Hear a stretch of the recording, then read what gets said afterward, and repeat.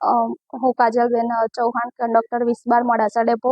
આજરોજ અમારી ફરજ મોડાસાથી ઢેમડા રૂટમાં હતી ત્યારે અમારા ડ્રાઈવર શ્રી જયદીપસિંહ ચંપાવત મોડાસાથી ઢેમડા તરફ જતા મેઘરજા આવતા છાતીમાં દુખાવો થયો હતો, જેથી મેં 108 બોલાવી એમને સિવિલ હોસ્પિટલમાં ટ્રાન્સફર કરાવ્યા હતા. તેઓ ટ્રીટમેન્ટ દરમિયાન એ લોકોએ ખાનગી હોસ્પિટલમાં ખસેડવાનું કહ્યું હતું, જેથી ત્યાંથી 108 મારફતે જલારામ હોસ્પિટલમાં લઈ ગયા હતા.